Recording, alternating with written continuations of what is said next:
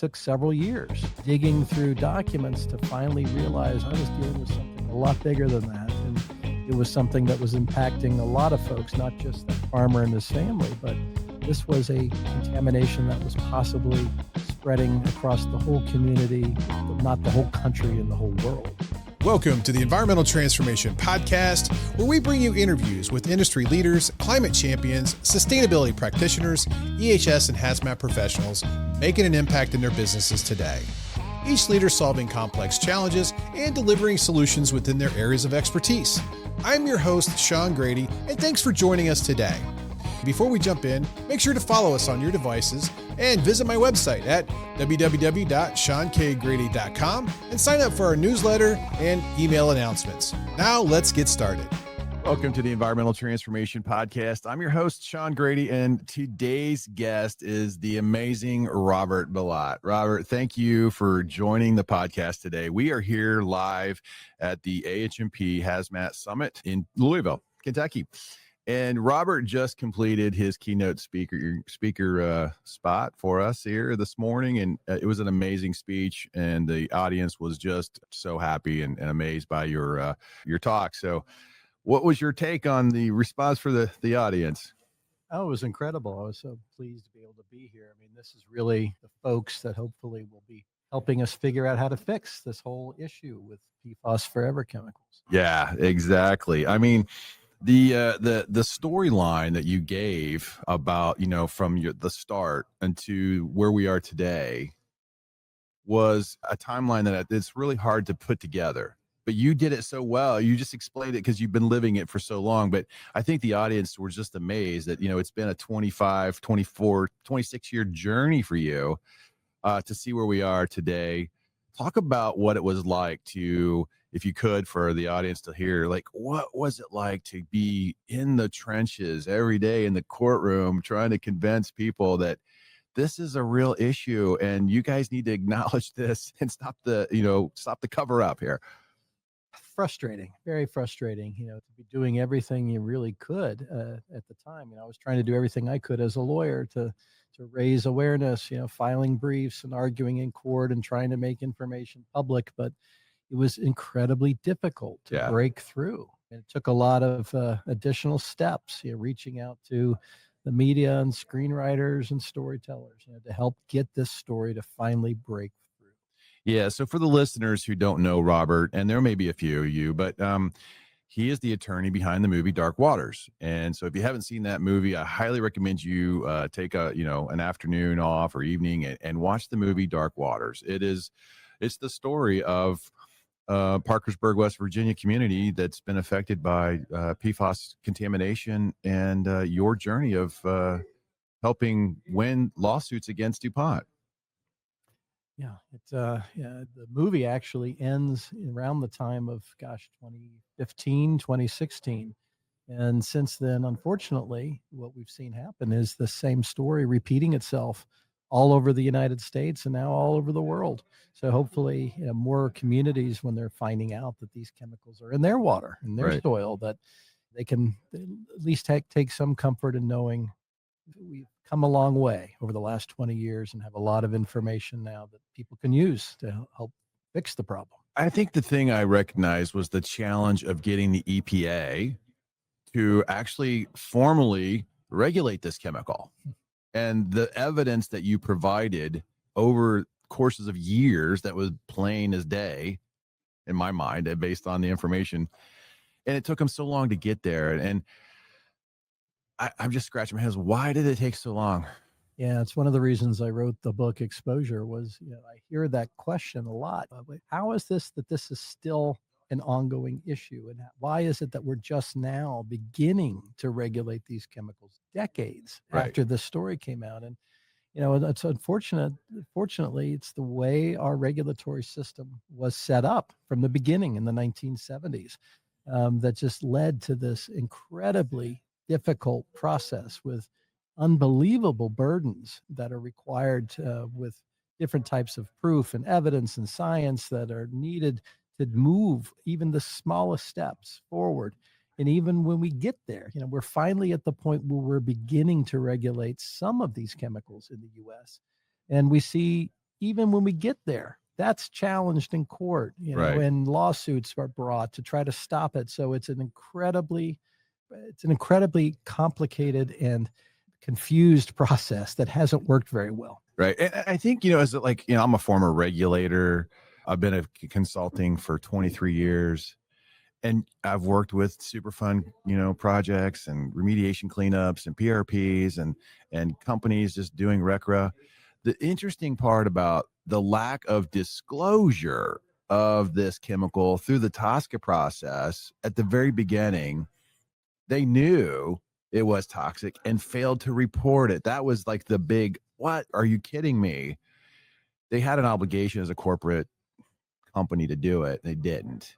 And I think that was like the big miss from the beginning. Yeah, absolutely. A lot and a lot of this global contamination might have been avoided, if some of this had started to be disclosed when it should have, Right. back in the mid 1970s, when TSCA first came out. And these companies had an obligation to report substantial risk information. And, this is one of those situations that what happens when they don't? Right. Unfortunately, nobody knew that Right. until we were able to get in through litigation and see these internal documents and show, well, wait a minute, they did have information and didn't disclose it. Well, by then, decades have gone by and the contaminations occurred, and it's kind of difficult, if not impossible at that point, to put the genie back in the bottle. Right. Toothpaste doesn't go back in the bottle, right? That is just so mind-boggling that occurred. And I think just them knowing all along that it had this level of toxicity and not really bringing it and disclosing it is just, man, shame on those industries, that did that. In the movie, you were really brought into this whole situation that you weren't really aware of it yourself at the time, but by a family friend. Talk a little bit about for the listeners, what that was like when you realized, I can't ignore this. I have to do something. Yeah, I first sort of started this whole process back in 1998, and at the time really had no idea this was going to turn into a process that dragged on the next 26 years. It was a friend of my grandmother's had referred a farmer in West Virginia to me, Mr. Tennant, who was having trouble with his cows. And at the time I thought it was a pretty simple, straightforward issue with some chemicals probably coming out of a landfill that we could address and clean up pretty quickly. And it took me a while. It took several years digging through documents to finally realize I was dealing with something a lot bigger than that. And it was something that was impacting a lot of folks, not just that farmer and his family, but this was a contamination that was possibly spreading across the whole community, if not the whole country and the whole world. Yeah, I'm sure it was pulling on your heartstrings too a little bit. Like, okay, and after you saw some of the evidence that he provided you, you're like, oh my, we have to do something. You can't just ignore it. Absolutely. Not only did we get the chance, obviously, to talk to Mr. Tennant and his wife and see all of the photographs and the videotapes and hear about how this was really, devastating his family, but to visit the farm and to visit the other family members and to see, that this was a real problem for folks they were struggling with it every day. And it really felt like we had the ability to help them. We helped big companies like DuPont. We didn't represent DuPont, but we worked with big companies. And if we had the ability to maybe fix this problem, again, these were people in the community my mom grew up in. Right. This is something we ought to do. Yeah. And I was fortunate to be able to be at a law firm that let me do it. In the movie, though, there were some times I think that the law firm was getting a little nervous about the cost that was going into funding the work you were doing on behalf of the plaintiffs. Talk a little bit, if you could, like the challenge and the stress that caused, because in the movie I think you went to the hospital over, talk a little bit, if you could, about that, because that's important. Yeah, after we realized that this was a problem that was much bigger than Mr. Tennant and the one farm in West Virginia, we made this decision to launch a big class action lawsuit against DuPont. Right. And using a law that really hadn't been used much before. So here we were bringing, this big class action against one of the world's biggest chemical companies and own a completely unregulated chemical under Right. new laws. It was a big risk, and it dragged on Right. for several years, and it wasn't clear how that was going to shake out. And then even once we settled that case, we had set up this process to have scientists figure out what the chemical could really do to people.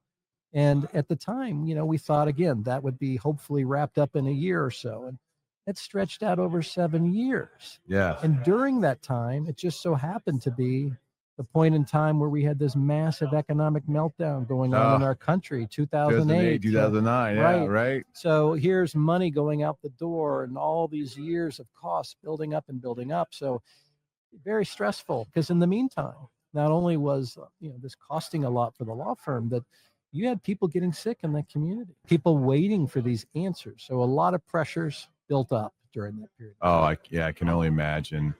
And I'm sure the hours you spent, like, this was your sole job. There wasn't any other thing you were really doing. This was 100%, probably 60, 80 hours a week, this job, right?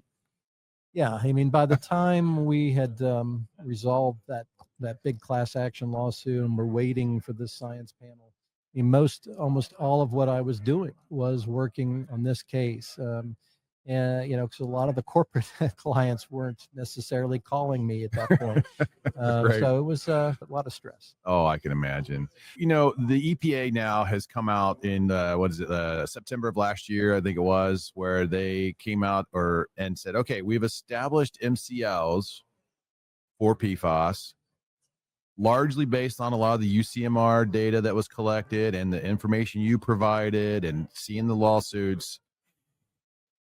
Where do we stand now? Because they came out and said we're regulating the two long chains down to 4 parts per trillion, and the 4 of the 6 shorter chain ones down as well, the Gen X ones, right? And now it went into rule, I guess, a law, but I don't know if it actually really officially implemented. I'm kind of thinking, because there was a lawsuit that just was submitted by the industry about, no, that's not. So is that rule in a stay position? It's not really in play. Maybe you talk about that. And then also the recent announcement for the new administration that they want to pull back the new MCLs for the 4 shorter chain compounds and study them further. Yeah. Yeah, it gets pretty complicated because, as you mentioned, we had the US EPA right kind of at the end of the prior administration announce official MCLs, enforceable drinking water standards, for, right, I believe it was 6 different PFAS, right, including the 2 that we know the most about, PFOA, PFOS, the C8 long chain ones. Right. And they also announced rules that they were going to regulate those 2, PFOA and PFOS, as hazardous substances under Superfund. Yeah. Those laws became effective, but they had implementation periods that they would be phased in over time. And when the new administration came in with the drinking water rule, they have stood by and are keeping the 2 drinking water standards for PFOA and PFOS, stated that they were going to pull back the standards for the other ones. Right. And reevaluate those and possibly resubmit them again. We don't know yet. And in the meantime, there were lawsuits filed, as you indicated, by industry and I think some of the water associations against the water rule, and also industry filed lawsuits to try to stop the Superfund designation. Those lawsuits are still pending. They haven't been resolved yet. And after the new administration came in, what's been happening is we keep seeing extensions of time, stays of that litigation to give the More EPA time. time to figure out what position are they going to take. So we unfortunately just don't know yet. What we do know is there's going to be more time Good. for folks to comply with the drinking water rules. That's been extended. But 2 years, right? To 2031 now?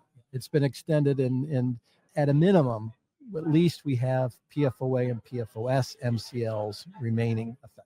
Oh, that's good to hear. I mean, and if you're in the process of treating PFAS contamination and you're going to try to get those 2 out of your system, that system will more than likely take out the other one. Hello, ET Nation. I want to thank you for listening to the podcast. If you're enjoying the interviews we bring you, consider supporting the program by visiting my website at seankgrady.com and buy me a cup of coffee. Proceeds will go towards helping me continue producing timely content and offset production costs. I'd also like to take a moment and recognize a few of our sponsors of the show who have been amazing partners and are ET Nation legends. If you're looking for a drilling and environmental contracting firm to help you delineate the extent of contamination at your site, then look no further than Cascade Environmental. Cascade has over 37 offices across the country and offers a huge range of environmental and geotechnical drilling, site characterization, and remediation services. With their huge fleet of equipment, nationwide coverage, Cascade is a great choice to support your environmental and infrastructure needs. To learn more, check out their website at cascade-env.com. That's cascade-env.com. Hey, are you looking for an equipment rental company to help you with your next wastewater remediation or waste management project? E-Tank is the only environmental equipment rental company in the industry that offers 100% guaranteed, certified clean temporary liquid storage tanks at no additional cost. This protocol gives peace of mind for the previous customer by limiting their downstream liability, as well as the future customer by preventing any cross-contamination for all of their rental tanks.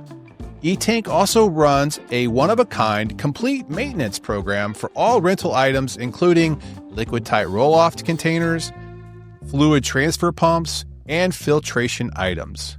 The next time you are presented with an environmental challenge, call E-Tank to come up with the solution for your problem. I want to thank one of our sponsors, WasteLink. WasteLink is the all-in-one software platform transforming how environmental professionals manage waste, connecting generators, service providers, and disposal facilities in a way that is simple, connected, and transparent.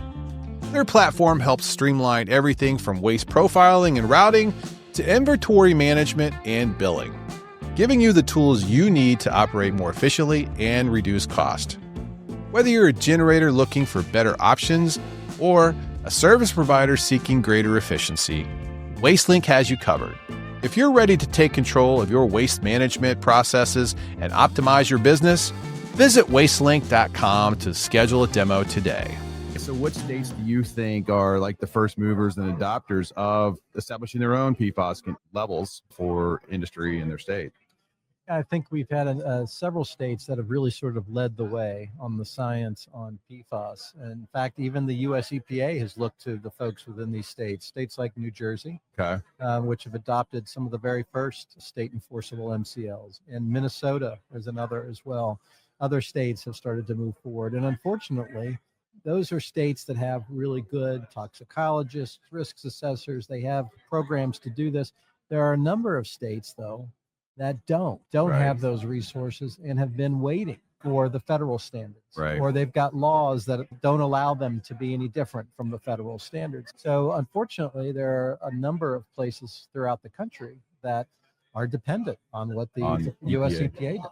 Yeah, that makes a lot of sense. And you're right. I used to be a former regulator in Indiana, and I don't believe they have the resources. They would definitely default to the EPA standard, and I can see that. What's your take on the drinking water utilities and how they're responding to this rule and addressing the contamination in their systems? Because I kind of feel for them. They didn't cause this, but they're required to fix it. There's not enough money to go around to actually support them from a state-funded type support, it seems like. I know that the infrastructure bill was supposed to allocate a lot of money, but it really wasn't enough adequately. And then the ratepayers are the innocent bystanders here that are really paying in a lot of ways. And talk a little bit about what you see there. Exactly. Part of one of the main victims of all of this are really the water suppliers. These folks didn't put the PFAS in the water, yet they're the ones that are getting stuck with the bills to try to now comply with these drinking water standards and to try to figure out how do we get this out of the water. And we're representing hundreds of water supplies all across the country that are facing this issue. And one of the things we've been trying to do is make sure that those costs don't get pushed onto the ratepayers, or at least as much of that cost as possible gets placed on the people who really are responsible. And Right. that's the people who created these chemicals. Yeah. So that's why you see all this litigation, and that's been going on across the country against the makers of those chemicals and firefighting foams to make sure those costs don't get pushed onto the cities. And that's what led to these recent settlements of, billions of dollars from 3M, DuPont, and Tyco, BASF, to go out toward the water suppliers to help them. And as you mentioned, the federal government has also allocated billions. And yes, it'll probably still cost more than that, but at Right. least we're trying to do everything we can to make sure that as much of those costs as possible don't get pushed onto the victims of the contamination. Yeah, and that's only fair. I mean, and I look at it, and it is a travesty, but it does feel like maybe I just not seeing it, but I feel like the utilities could be a little more vocal and and also supportive of this situation. But maybe they are.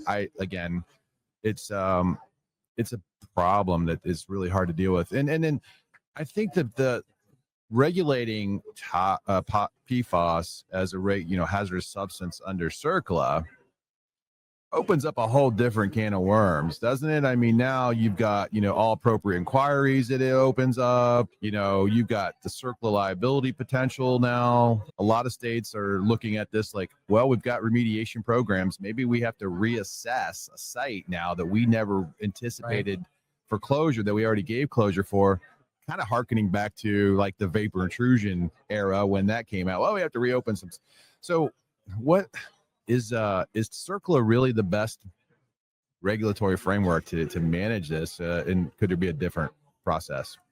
I think you've highlighted some issues which really help explain why there's a huge debate going on right now over the Superfund designation and possible RCRA rules coming out and other ways to try to regulate these chemicals. Because really the main thrust here has been this desire to make sure that the people who created these chemicals are the ones responsible for the cleanups. Right. And one of the ways that was thought to do that was, let's designate them hazardous under the Superfund law that, quote, makes the polluter pay. And there's been real concern, though, about whether that's the way it'll work and whether those costs are possibly going to actually get shifted down to the victims, to the water providers. For example, when they clean this stuff out of the water and they end up with spent carbon or other material that's contaminated with these materials, suddenly they're now generating this waste that's going out as hazardous under the Superfund law, and that's going to increase their costs. So there's a real push and a lot of debate going on right now as to whether there should be exemptions for certain sort of innocent landfills. people. Think of landfills come to mind. I mean, they've got leachate and they'll treat it, but then there's some levels of that material that may leak a little bit, and they didn't cause it. They just were the receivers of it. And now under CERCLA, they could be a Superfund PRP. Exactly. And so that's why you see, real concern being raised by water providers, by landfill owners, airports, other folks that are concerned about where those costs are going to end up. And, there's been recognition that maybe we need even a new law.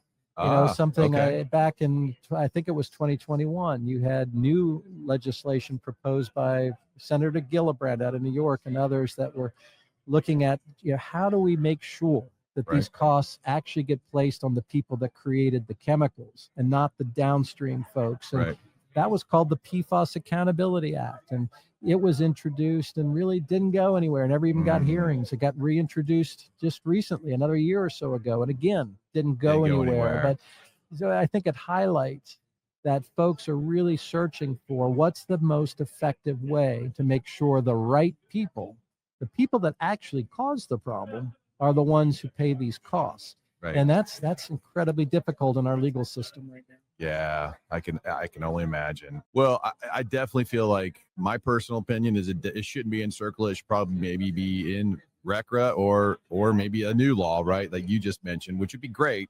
And I think that would be appropriate, but let's see where the government goes with that and legal minds, help shape that narrative and conversation, that would be great. When you look to the future, where do you see technology helping or opportunities that they can help address some of these contamination situations that we have in our hands? I think there's an unbelievable opportunities that are presented right now in the PFAS world on the technology side. I mean, you're dealing with these chemicals that are pervasive in our soil, our water, food, animals, plants, people, air. I mean, the entire planet contaminated. And some of these chemicals being of the nature that they'll be there virtually forever. Millions of years, if not longer. And so we need ways, effective technologies for actually removing and getting rid of this stuff, because everything we've pumped out since the 1940s is still there. So yes, we can filter the water. There are technologies that already exist for getting this out of our drinking water, but getting it out of the aquifers, getting it out of the streams, getting it out of the lakes, getting it out of the soils, those are very difficult challenges, but it's creating incredible opportunities because the market for this is so huge that I think you're seeing a lot of folks jumping in, trying to develop those technologies now. Can we burn it? Can we incinerate it? Can we use plasma? There's all these different technologies being developed. And I think the people in that field have just some incredible opportunities before them. I know that the designation of PFAS as a hazardous substance is having a pretty sizable effect on the waste industry.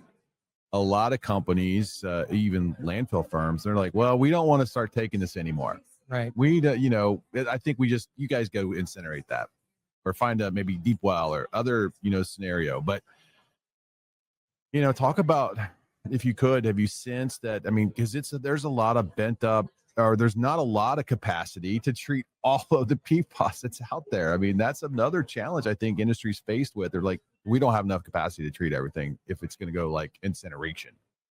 Absolutely. And in fact, part of the problem is too that the laws are also changing. You have jurisdictions that are now preventing or prohibiting incineration, or are saying we don't want this being brought into our states, or and then now you've got sort of this inconsistent patchwork, across the country and internationally as well. So, we see some companies that are trying to ship this stuff overseas or from overseas back into the U.S. to try to figure out where to dispose of it. So it's sort of the Wild West out there right now as far as what can you do with it, what is allowed, where is it allowed, and how long. Yeah, I've just noticed there's a lot of firms that are just like, it's we can take it in haz waste landfill, but we're not taking it non-haz, the unregulated portions of it. They just don't want to deal with the future liability, right? And that's the big challenge.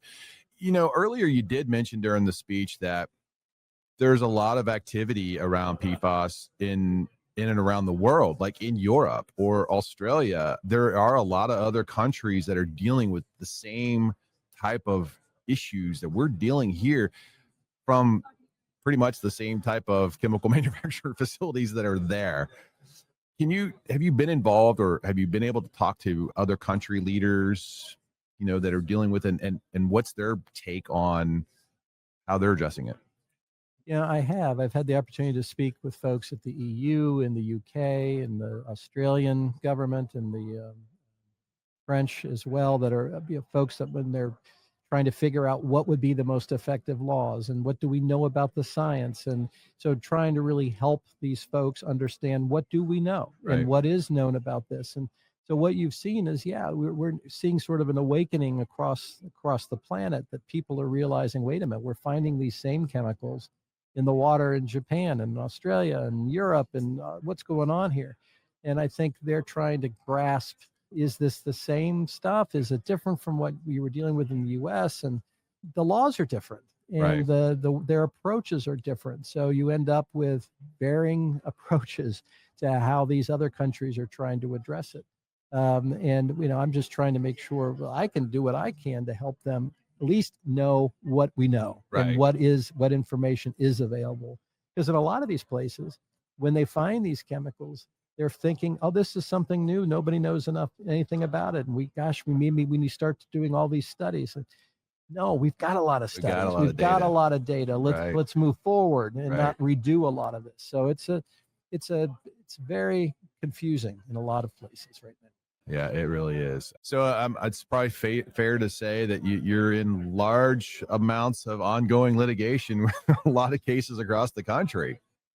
Yeah, there's a lot of litigation still going on. As I mentioned, in addition to all the water systems we've been dealing with, you've got claims. We're representing a number of states and dealing with trying to make sure their natural resources are protected. And you've got individual cases now being filed by thousands of people across the country concerned about cancer and other health effects. And now you're seeing a lot of litigation. We're not necessarily as involved in with, companies being sued that are sort of downstream, that whose products have been found to have these chemicals in them. So it's unfortunately the litigation is only growing, Right. and it's not just here in the U.S. It's starting now overseas as well. Wow.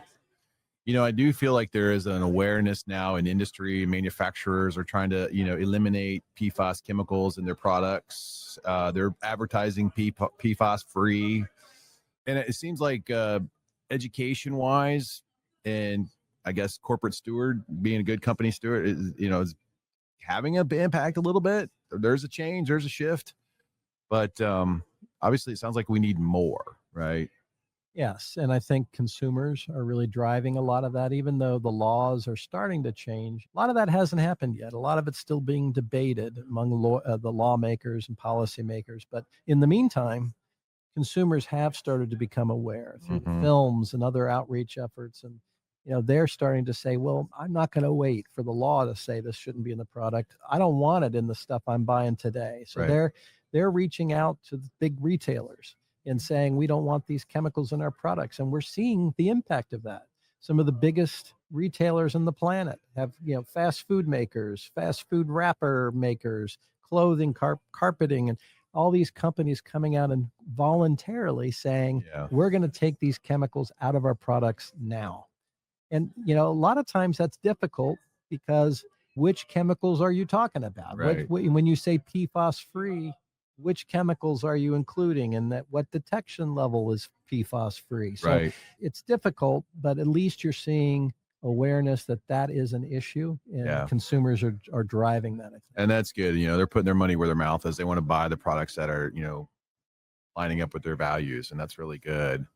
Another topic you hit on I thought was quite interesting is that you talk about SDS documents, and when you're looking at the chemical makeup of a product and it says proprietary, I don't know how many SDSs I've seen like that, like hundreds of them, and it's not disclosing the actual chemical. And we're environmental professionals here attending this conference, and it's our job to report on chemical exposure, to potential to emit or cause harm. And if you can't get that information from your SDSs, and you're unknowingly exposing your coworkers or your customers, it's not good.